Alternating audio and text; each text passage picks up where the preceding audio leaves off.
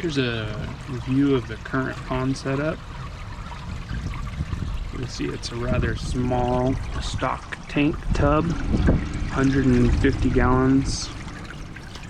Currently, there's a filter at the bottom and a pump at the bottom with a hose that comes up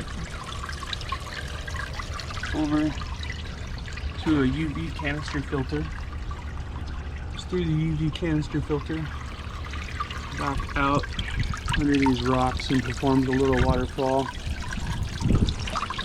Have a secondary fountain just to generate more water flow. Really like to generate some more space inside the pond, so I'm going to remove the bottom filter and pump that's taking up some space, and rather issue for maintenance cleaning.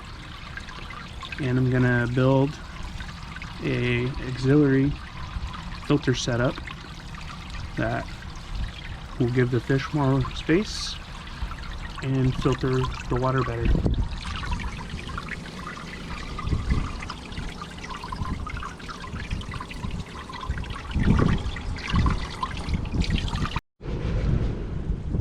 Okay, so for this auxiliary filter setup, it's going to be a little do-it-yourself DIY project. Pretty cheap stuff at the local home improvement store. This is just a small Rubbermaid tub that has a good, strong, sturdy shell to it and a nice case. I'll come back to this in a second because I've already done my building. But here's the lid. Nice heavy-duty lid, as mentioned. Next, I've taken a milk crate and I've cut it down into a couple different pieces that I'm going to this is going to act as a weir that I'll show you in just a second. Another piece of the milk crate is just spacers. I have some river rock to kind of help all the spacers into place, not let things move around too much.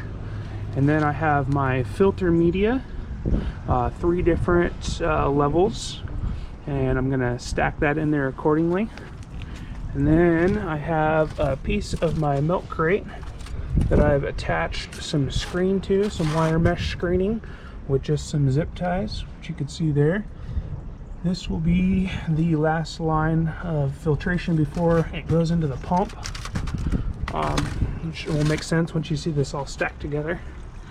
And then next, inside the tub, drilled 2 holes on one side. One is an inlet and one is the exit, which will attach to the pump.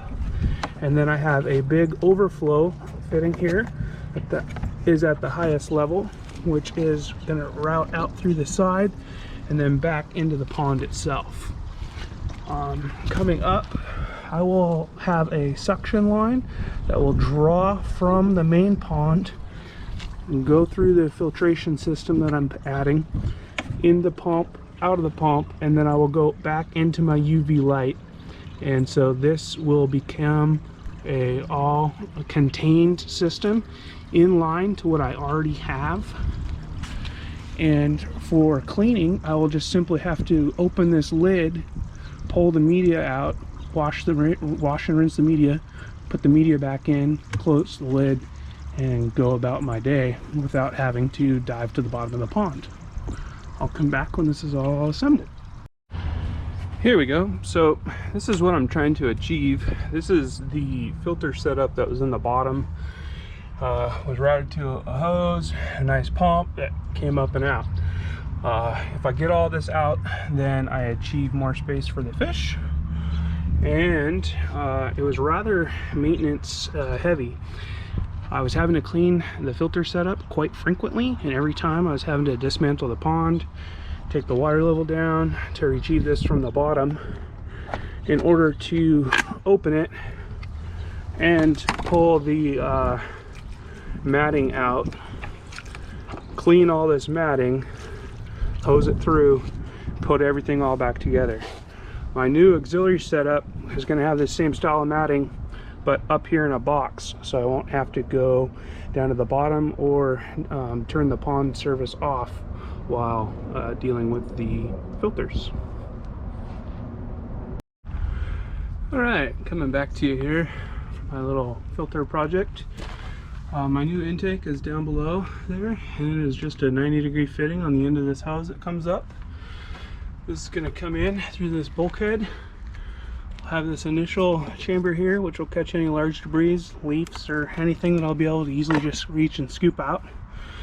It'll pass through the grate, through 3 different levels of filtration before going through the milk crate that has the wire mesh and the pump installed, which will come back out through this bulkhead, which goes through the pipe and into my UV filter. I have some rock over here and an overflow, which will go back into the pond. I don't know if it's necessary, but I wanted an overflow. Haven't put water in yet. No idea if this is going to work. Here goes nothing. Okay, it did take a minute for it to normalize, but I think I have the flow adjusted just right. This is the primary filter, and then it goes over to a UV and comes out through this fountain. I do have another plan in store for stage 2 here, so let's follow along, and that's coming up next. Okay, we're back with part 2 of our filter upgrade for our stock tank pond. It's running pretty good. Step 1 that you watched has been running for a few days now. Got good flow coming out of my return, which is going to feed stage 2. The original stock, original box that I had, filter box, just had 2 pieces of media in it. It was very small. It's been now replaced with this 12-gallon unit. It's working really well. Got inlet coming over here. Did have to put a baffle. It's my overflow back to the pond. Multiple stages of media filtering, micro mesh around that milk crate, and then the pump inside there. Pretty happy with the results so far. Did take some tinkering to get it to work. I'm sure this next stage will be the same. So what I'm going to do now is on the bottom level, going to have another 12-gallon tank with an exit pipe that I've put in. This is going to actually become the waterfall and go back to the pond. Inside of here, I am going to, the one thing that I did not purchase from the home improvement store was this ceramic media. It's been soaking in the pond water for a few days now. I am going to put this in the bottom of this with a couple metal baffles, just to kind of help hold that in place and just in front of the drain, so I can get a good passage through that nice ceramic media. On top of this, once it's all put together, I have a lid that I've drilled several holes in. On top of that, I have another 12-gallon tub that I've drilled several holes in the bottom of. I'm going to put a few PVC spacers on, a metal baffle plate that I've drilled holes in. On top of that, I'm going to put a metal rock, followed by lava rock, followed by another metal plate with holes in it. And I've created a spray bar out of some PVC pipe, drilled different holes at different angles, different sizes, all the way around. And then a coarse piece of the mesh. So that will spray onto the mesh, trickle through and all the way down through this system, through the bottom of this, through the top of this, through that nice media, and return back to the pond. Stay tuned, we'll see how it goes. Okay, we are back. I now have all 3 filtration systems in place. There's nothing down the bottom of the pond. I used to have to have a filter down at the bottom. Now it's all fish space. I did leave a couple rocks in there that they could hide under. So far I'm very happy with my water quality and clarity.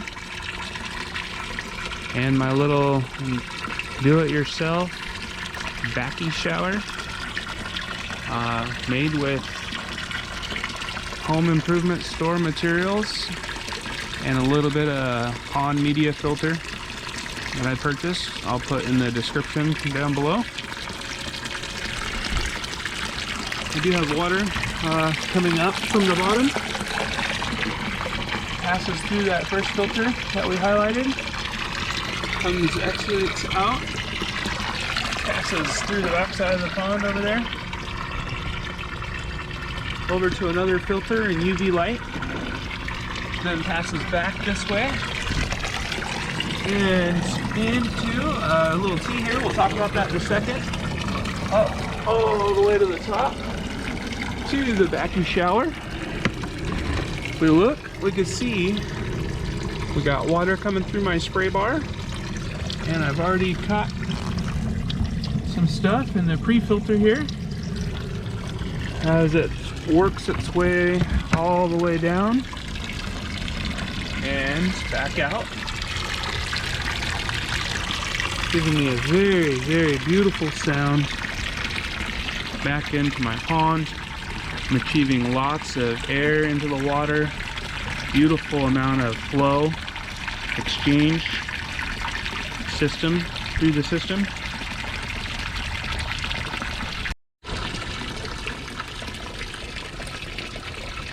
I honestly couldn't be happier with the clarity of this water.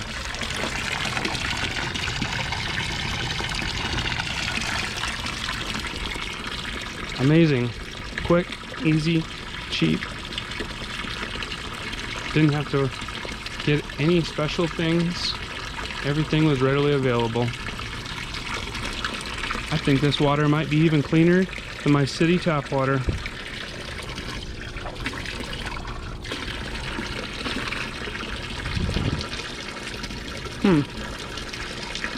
Looks pretty clean. Let's give it a shot.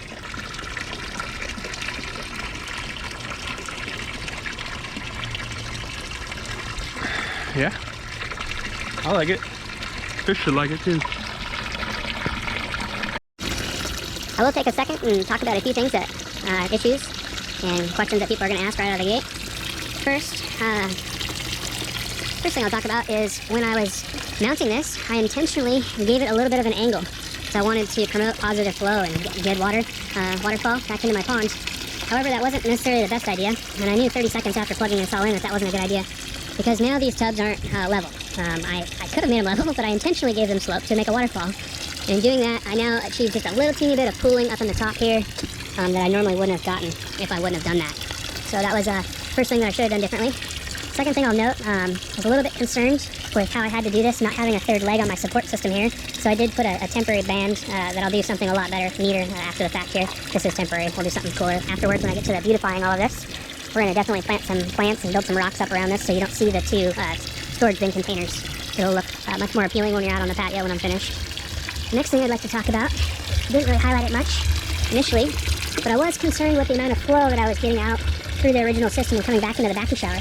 So I decided at the last minute to install a T and a ball valve in line so I can control how much flow goes up into the Bakki shower. If I'm getting too much flow into the Bakki shower, I can open that ever so slightly and achieve a trickle back into the pond. This water trickling back in has gone through this primary filtration and the UV light and then goes back into the pond. It just doesn't go through the Bakki shower. So I didn't highlight that much. Probably not necessary, but I decided I wanted one, so I added it.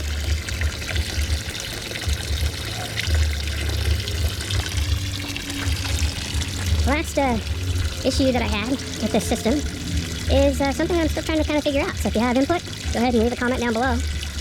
But when I built this whole system, I had an overkill pump down in this pond stock tank that I've now moved into this smaller one.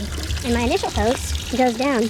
And in my mind, I was thinking that this would draw a siphon, similar to like when you're sucking a straw. So if this is sucking, this should always keep sucking, and everything should work. However, when I first turned everything on, even if I primed this pipe, I could not achieve that suction that I wanted to achieve.